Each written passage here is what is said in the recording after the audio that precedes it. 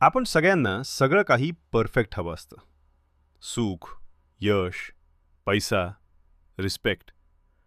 पण तरीही मन शांत का नसतं?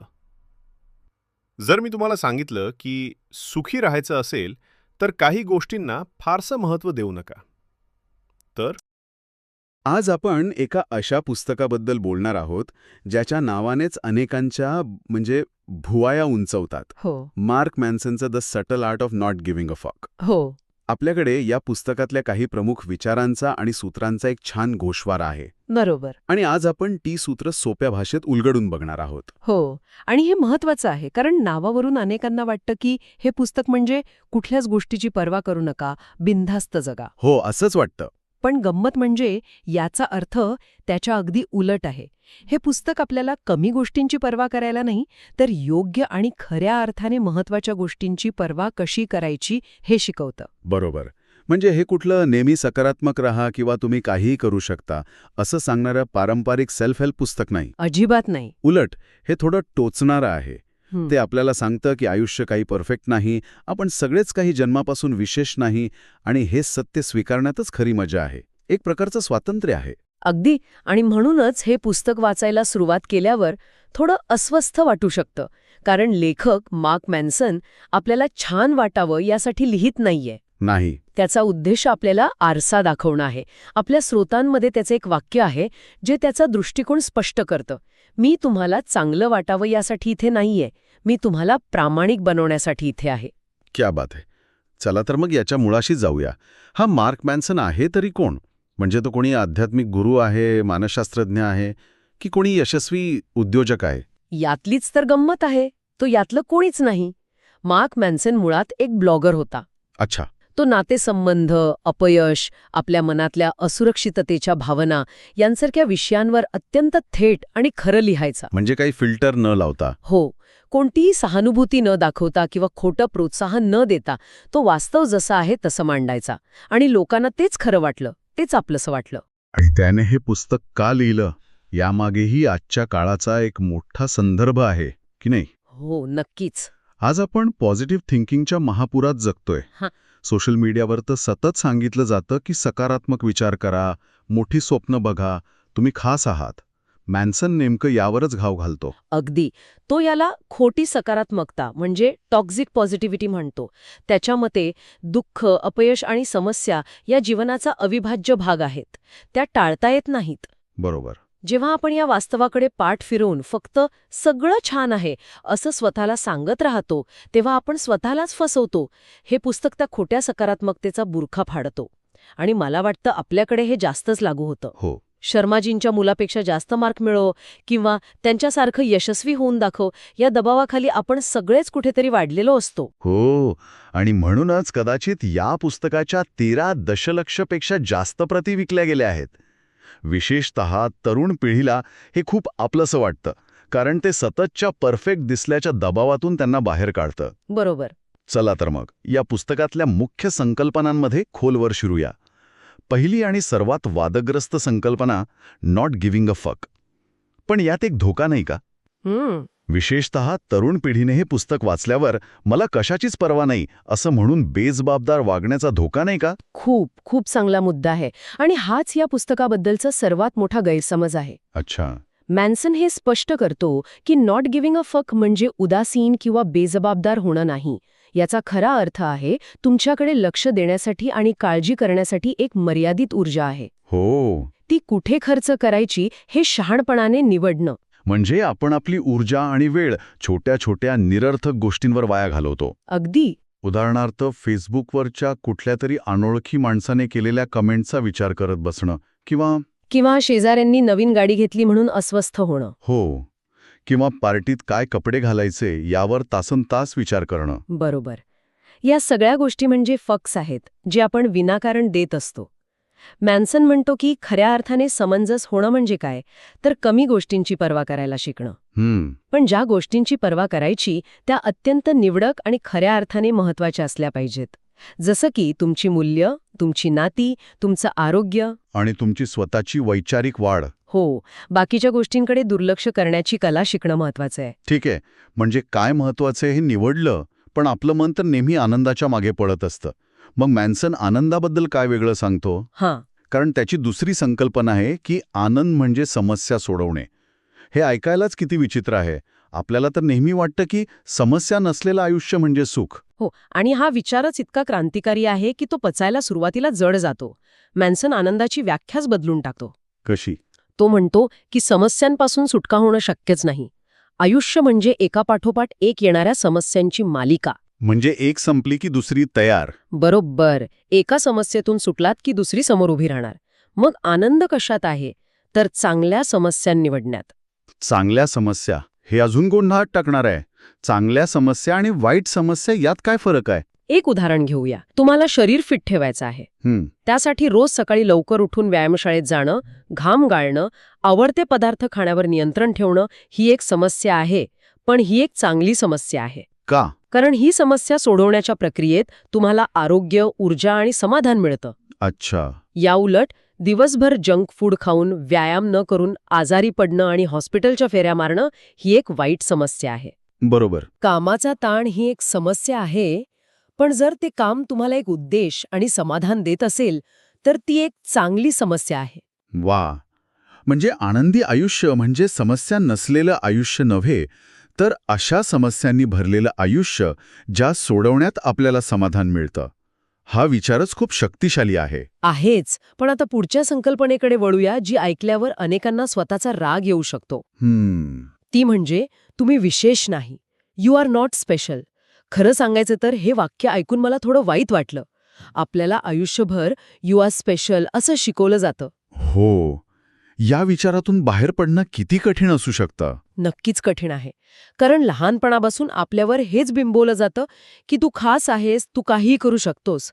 पण मॅन्सनच्या मते हाच विचार आपल्या अनेक दुःखांचं मूळ आहे. कसं काय? जेव्हा आपण स्वतःला विशेष समजायला लागतो, तेव्हा आपल्या अपेक्षा अवास्तव वाढतात. आपल्याला वाटतं की आपण अयशस्वी होऊच शकत नाही. आणि मग जेव्हा छोटंसं अपयश येतं, तेव्हा आपण पूर्णपणे कोलमडून पडतो. कारण माझ्यासारख्या विशेष व्यक्तीसोबत असं कसं होऊ शकतं? हा अहंकार दुखावतो. आणि मग आपण इतरांना दोष देऊ लागतो, परिस्थितीला दोष देतो. कारण चूक आपली असूच शकत नाही, आपण तर विशेष आहोत. बरोबर.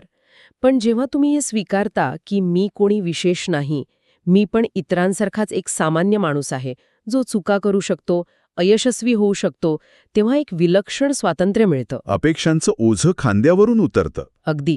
मग तुम्ही प्रसिद्धीसाठी किंवा इतरांना प्रभावित करण्यासाठी काम करत नाही, तर स्वतःच्या समाधानासाठी आणि शिकण्यासाठी काम करता. निराशा टाळण्याचा हा एक उत्तम मार्ग आहे. हे पटण्यासारखं आहे. म्हणजे स्वतःला सामान्य समजल्यामुळे आपण जास्त असामान्य काम करू शकतो. बरोबर. यानंतरची संकल्पना मूल्यांबद्दल आहे. तुमची मूल्येच सर्व काही ठरवतात. पण आपली मूल्य नेमकी कोणती हे कसं ओळखायचं? कारण समाज तर सतत आपल्यावर काहीतरी मूल्य लादत असतो. पैसा, प्रसिद्धी, दिखावा. नेमका हाच मुद्दा आहे. मॅन्सन म्हणतो की आपण आयुष्यात कोणत्या समस्या निवडतो हे आपल्या मूल्यावर अवलंबून असतं. अच्छा. जर तुमचं मूल्य फक्त पैसा असेल, तर तुम्ही अशा समस्या निवडाल ज्यामुळे तुम्हाला सतत असुरक्षित वाटेल. पण जर तुमचं मूल्य प्रामाणिकपणा असेल, तर तुम्ही कठीण पण योग्य समस्या निवडाल. म्हणजे आपल्या स्रोतांमध्ये चांगल्या आणि वाईट मूल्यांची काही उदाहरणं दिली आहेत? हो, दिली आहेत. वाईट मूल्य म्हणजे केवळ प्रसिद्धी, सुख किंवा भौतिक गोष्टी. ही मूल्य वाईट आहेत कारण ती तुमच्या नियंत्रणाबाहेर आहेत. बरोबर. प्रसिद्धी लोकांच्या मतांवर अवलंबून असते. अगदी. आणि चांगली मूल्य कोणती? तर जी तुमच्या आतून येतात आणि तुमच्या नियंत्रणात असतात. जसं की प्रामाणिकपणा, जबाबदारी घेणं, सतत काहीतरी नवीन शिकण्याची वृत्ती आणि स्वतःशी एकनिष्ठ राहणं. ही मूल्य म्हणजे तुमच्या आयुष्याचा कंपास आहेत. जेव्हा तुम्ही गोंधळलेले असता, तेव्हा ती तुम्हाला योग्य दिशा दाखवतात. तो सतत त्याच्या बॉसला खुश करण्याच्या प्रयत्नात असायचा आणि त्यामुळे प्रचंड तणावाखाली होता. जेव्हा त्याने हे सोडून फक्त कामाच्या गुणवत्तेवर लक्ष केंद्रित केलं, जे त्याचं खरं मूल्य होतं, तेव्हा तो जास्त आनंदी आणि यशस्वी झाला. हे मूल्यांचं महत्त्व पटलं. पण बऱ्याचदा योग्य मूल्य निवडली तरी त्या मार्गावर चालताना त्रास होतो, वेदना होतात. मग त्या वेदनेकडे कसं बघायचं? कारण मॅन्सन म्हणतो की वेदना आवश्यक आहे. पण आपण नेहमीच सोपा मार्ग का निवडू नये? वेदना टाळणं हा मानवी स्वभाव नाही का? अगदी. वेदना टाळणं हा मानवी स्वभावच आहे आणि मॅन्सनच्या मते हीच खरी समस्या आहे. वेदना टाळणं. हो, वेदना टाळण्याचा सतत प्रयत्न करणं. तो म्हणतो की विकास, यश, प्रेम या सगळ्या महत्वाच्या गोष्टींमध्ये वेदना आणि संघर्षाचा समावेश असतोच. जिममध्ये गेल्याशिवाय शरीर मजबूत होत नाही, कठीण विषयाचा अभ्यास केल्याशिवाय ज्ञान मिळत नाही, नात्यांमध्ये एकमेकांसमोर आपलं खरं रूप, आपल्या असुरक्षित बाजू उघडे केल्याशिवाय खरं प्रेम मिळत नाही. बरोबर. या सगळ्या प्रक्रियांमध्ये वेदना आहे, अस्वस्थता आहे. पण ही वेदना विकासासाठी आवश्यक आहे. ती एक अडथळा नसून विकासाची पायरी आहे. म्हणजे वेदनेकडे एक आवश्यक घटक म्हणून बघायला हवा. बरोबर. यानंतरचा मुद्दा जबाबदारीबद्दल आहे. दोष न देता जबाबदारी घेणे. हो. पण जेव्हा खरंच दुसऱ्याची चूक असते तेव्हा जबाबदारी घेणं म्हणजे स्वतःवर अन्याय करण्यासारखं नाही का? हा एक सूक्ष्म पण खूप महत्वाचा फरक आहे. मॅन्सन म्हणतो की तुमच्या आयुष्यात घडणाऱ्या वाईट गोष्टींसाठी दोष, फॉल्ट दुसऱ्या कोणाचाही असू शकतो. कदाचित तुमच्या बॉसचा, तुमच्या पार्टनरचा किंवा परिस्थितीचा. बरोबर. तो दोष मान्य करायला काहीच हरकत नाही. पण त्या परिस्थितीतून बाहेर पडण्याची आणि ती समस्या सोडवण्याची जबाबदारी, रिस्पॉन्सिबिलिटी मात्र 100% तुमचीच आहे. म्हणजे ब्लेम गेम खेळून काहीच साध्य होणार नाही. काहीच नाही. माझ्यासोबत असं का झालं यावर रडत बसण्याऐवजी आता मी यातून मार्ग कसा काढू शकतो यावर लक्ष केंद्रित करायला हवं. अगदी. तुम्ही परिस्थिती बदलू शकत नाही, पण तुम्ही तुमचा प्रतिसाद नक्कीच बदलू शकता. आणि तीच जबाबदारी आहे. ती तुम्हाला पीडिताच्या भूमिकेतून बाहेर काढून कर्त्याच्या भूमिकेत आणते. आणि शेवटची 7वी संकल्पना जी ह्या सगळ्याला एका वेगळ्याच पातळीवर नेते. कोणती?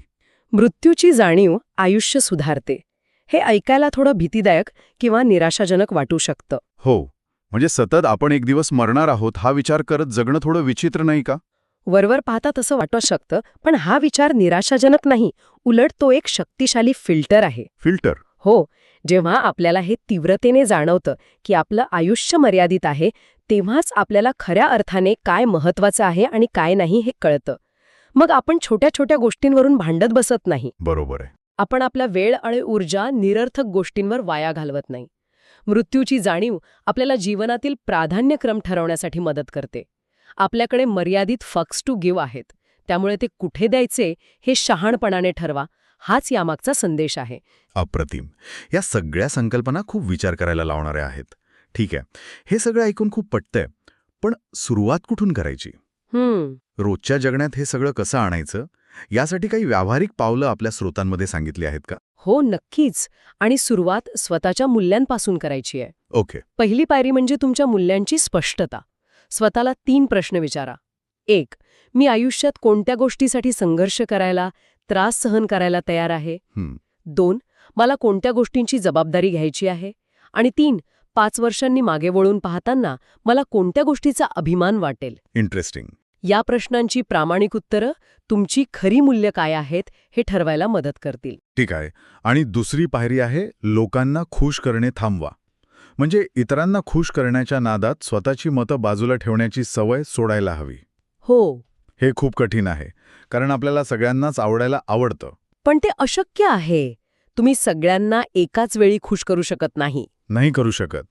जेव्हा तुम्ही तुमच्या मूल्यांशी प्रामाणिक राहण्याचा निर्णय घेता तेव्हा काही लोक तुमच्यावर नाराज होणारच. आणि ते ठीक आहे. प्रत्येकाची संमती मिळवण्याचा प्रयत्न करणं म्हणजे स्वतःच्या मूल्यांशी तडजोड करणं आणि स्वतःचा आत्मसन्मान गमावणं. तिसरी पायरी तर आणखीनच आव्हानात्मक आहे. अस्वस्थतेची निवड करा. Choose discomfort. हो. हे ऐकायला ठीक आहे, पण दिवसभर काम करून थकल्यावर परत अस्वस्थतेची निवड करणं म्हणजे स्वतःला शिक्षा देण्यासारखं नाही का? हा एक महत्वाचा प्रश्न आहे. अस्वस्थतेची निवड करा याचा अर्थ स्वतःला उगाचच त्रास देणं असा नाही. याचा अर्थ असा आहे की ज्या गोष्टी तुम्हाला वाढीसाठी आवश्यक आहेत पण त्या करायला थोडा त्रास होतो त्या मुद्दामहून निवडा. उदाहरणार्थ रोज सकाळी उठून व्यायामशाळेत जाणं. सुरुवातीला ते अस्वस्थ वाटेल, पण त्यामुळे तुमचं आरोग्य सुधरेल. बरोबर. एखादं नवीन कौशल्य शिकणं किंवा कोणाशी तरी एक प्रामाणिक पण कठीण संभाषण करणं. या गोष्टी टाळल्याने तात्पुरतं बरं वाटेल, पण त्या केल्याने दीर्घकाळात तुमचा फायदाच होतो. ही एक प्रकारची गुंतवणूक आहे. आणि शेवटची 4थी पायरी यशाचं मोजमाप वेगळ्या पद्धतीने करा. बरोबर. आजच्या जगात यशाची व्याख्या सोशल मीडिया लाईक्स, फॉलोअर्स किंवा बँक बॅलन्स यावर ठरवली जाते. ही सगळी बाह्य मोजमाप आहेत जे खूप तकलादू असतात. हो. मॅन्सन म्हणतो की खऱ्या यशाचं मोजमाप आतून व्हायला हवं. आंतरिक शांतता, स्वतःची होणारी वैचारिक वाढ आणि आत्मसन्मान हे खऱ्या यशाचे मापदंड आहेत. जेव्हा तुम्ही या गोष्टींना महत्त्व देता तेव्हा बाह्य जगातील चढ उतारांचा तुमच्या मानसिक स्वास्थ्यावर फारसा परिणाम होत नाही. खरंच, या पुस्तकातील विचार पारंपरिक स्वमदत पुस्तकांच्या खूप पलीकडचे आहेत आणि ते आपल्याला एक नवीन दृष्टिकोन देतात. हो. चला आजच्या चर्चेचे थोडक्यात आढावा घेऊया. काही महत्त्वाचे मुद्दे जे समोर आले ते म्हणजे प्रत्येक गोष्टीची पर्वा करत बसण्याची गरज नाही, फक्त महत्त्वाच्या गोष्टी निवडा. बरोबर. समस्या या जीवनाचा अविभाज्य भाग आहेत आणि चांगल्या समस्या निवडणं हेच आनंदी जीवनाचं लक्षण आहे. अगदी. विकासासाठी वेदना आवश्यक आहे, तिला घाबरू नका. आणि शेवटी तुमची मूल्य ही तुमच्या आयुष्याची दिशा ठरवतात, त्यामुळे ती काळजीपूर्वक निवडा. अगदी अचूक. थोडक्यात सांगायचं तर हे पुस्तक आपल्याला एक साधं पण शक्तिशाली सत्य सांगतं. तुम्ही सर्व शक्तिमान नाही, तुम्ही सगळ्यांना जिंकू शकत नाही आणि सगळ्या गोष्टी परफेक्ट असू शकत नाहीत. आणि एकदा का तुम्ही हे स्वीकारलात की तुम्ही खऱ्या अर्थाने जगायला सुरुवात करता. आजच्या या चर्चेतून माझ्या मनात एक शेवटचा विचार येतोय, जो ऐकणाऱ्यांनीही करावा. या स्रोतामध्ये सांगितलं आहे की आनंद चांगल्या समस्या सोडवण्यातून मिळतो. हो. यावरून एक प्रश्न मनात येतो. जर एखादी व्यक्ती सर्व समस्या, सर्व संघर्ष टाळून केवळ आरामाच्या आणि सुखाच्या जीवनाचा शोध घेत असेल, तर ती व्यक्ती नकळतपणे आनंदालाच टाळत आहे का? खरंय. याचा विचार करायला हवा. व्हिडिओ आवडला असेल तर लाईक करा, शेअर करा आणि अशाच बुक रिव्ह्यूजसाठी चॅनल सबस्क्राईब करा.